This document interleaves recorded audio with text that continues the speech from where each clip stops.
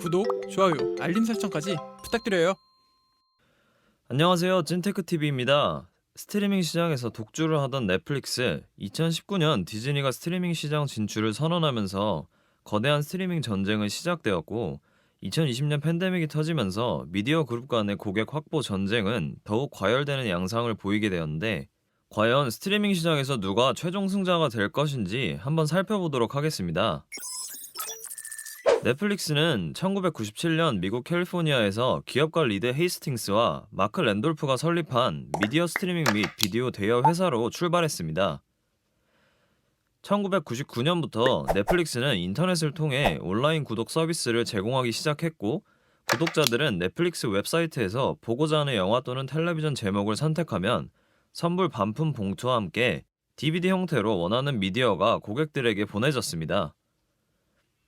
2007년에는 넷플릭스 구독자들에게 일부 영화 및 텔레비전 쇼를 인터넷을 통해 직접 스트리밍할 수 있는 선택권을 제공하기 시작했고, 2010년에는 DVD가 제공되지 않는 전체 카탈로그에 대한 무제한 스트리밍 서비스를 선보이게 되었는데, 이것이 오늘날 우리가 경험하고 있는 넷플릭스의 모습이 된 거죠. 디즈니는 20세기와 21세기 현재 가장 잘 알려진 가족 오락 관련 컨텐츠를 제공하는 기업입니다. 미 방송사 ABC, ESPN, 픽사, 마블 엔터테인먼트, 20세기 폭스 등과 같이 주목할 만한 거대 미디어를 소유한 세계에서 가장 큰 엔터테인먼트 회사죠. 창립자 월트 디즈니는 1920년 미주리주에 있는 캔자스시티 영화 광고회사에서 애니메이션 일을 시작했고, 1927년에 럭키 토끼 오스왈드를 주인공으로 한 그의 첫 번째 애니메이션 시리즈를 발판 삼아 1929년 월트 디즈니 프로덕션스 이름으로 1930년대 내내 미키마우스와 그의 단골 서브 캐릭터인 도널드 덕, 플루토, 구피를 주인공으로 한 만화를 제작하며 오랜 세월이 지난 현재까지도 전 세계적 미디어 공룡으로 거듭났습니다.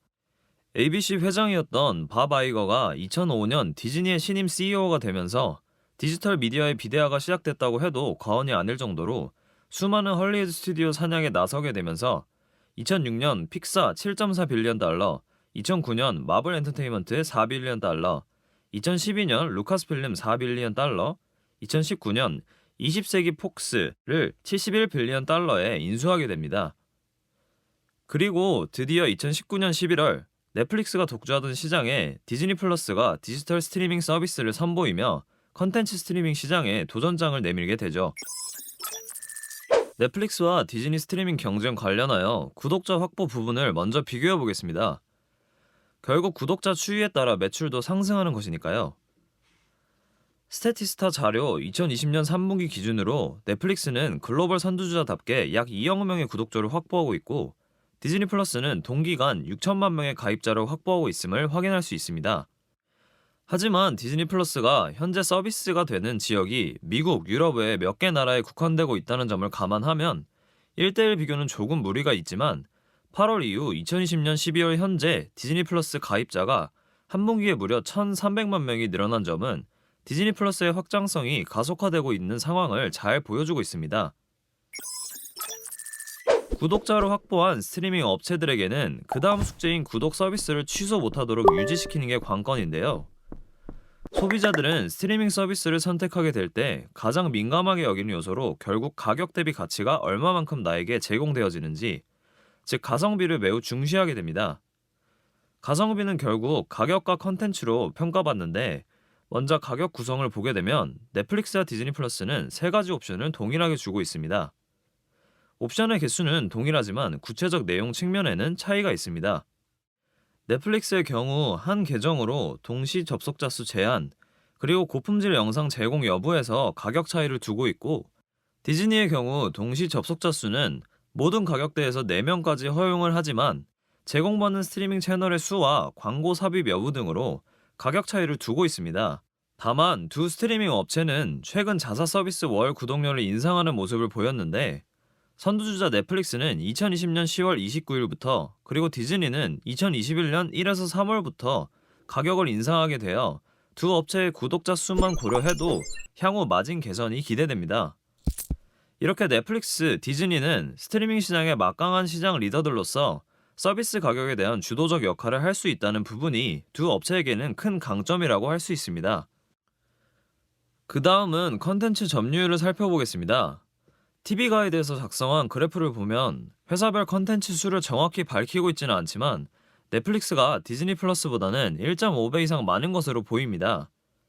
컨텐츠 수도 중요한 요소가 되지만 컨텐츠의 종류로도 각사의 강한 분야를 구분할 수 있습니다. 구독자의 취향이 매우 다양해서 넷플릭스가 갖는 장점도 한편으로는 디즈니에게는 약점이 되고 반대의 경우도 생각해 볼 수 있겠죠. 우선 자사 컨텐츠, 오리지널 컨텐츠 측면으로 보면 넷플릭스가 아직은 상당한 우위를 보여주고 있습니다. 자사 컨텐츠가 중요한 이유는 해당 플랫폼 외에는 볼 수 없는 컨텐츠이기 때문에 고객을 유치 또는 유지하는 데 핵심 역할을 하기 때문입니다. 다음은 과거 컨텐츠에 대한 분량입니다.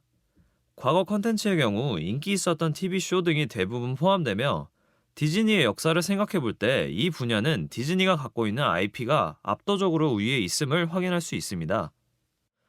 최근 넷플릭스가 상대적으로 강한 우위를 보이는 분야가 글로벌 컨텐츠입니다. 미국 시장의 가입자 수 확대에 대한 한계를 돌파하기 위해 글로벌 시장이 매우 중요해지고 있는 시점에 각 나라에 특화된 컨텐츠를 만들어 제공하는 전략이 그 어떤 시기보다 더 중요하게 대두되고 있죠. 디즈니는 예전 애니메이션에 대한 IP가 많은 반면 각 나라에 특화된 컨텐츠가 빈약한 점이 극복해야 할 약점으로 꼽히고 있습니다.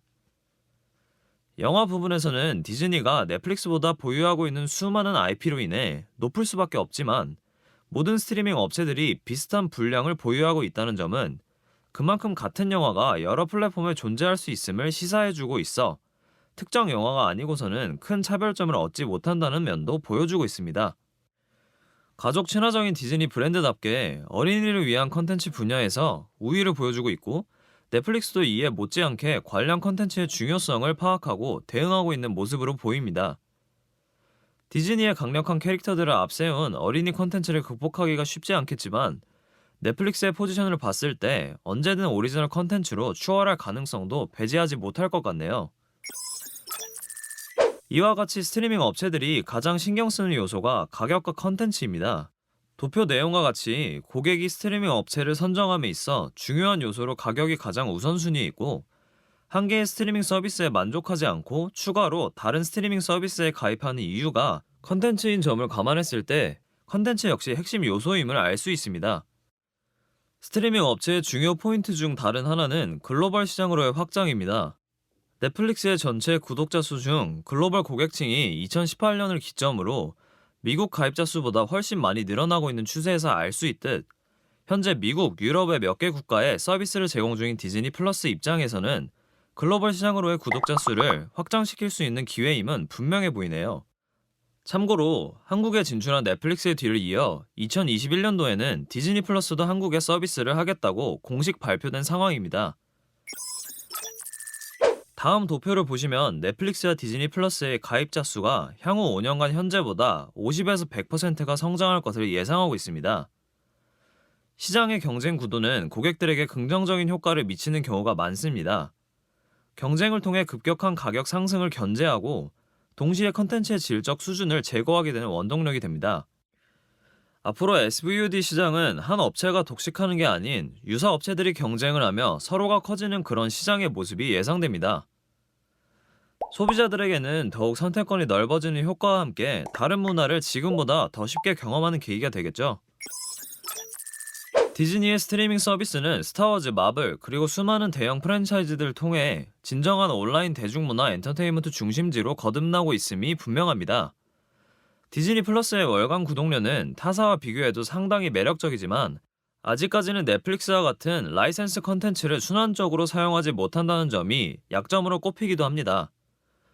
넷플릭스는 타이틀 수만으로도 수년간 컨텐츠 우위를 유지할 가능성이 높아 넷플릭스 구독자들을 만족시켜줄 다양하고 구체적인 컨텐츠를 보유해 나갈 가능성이 높습니다.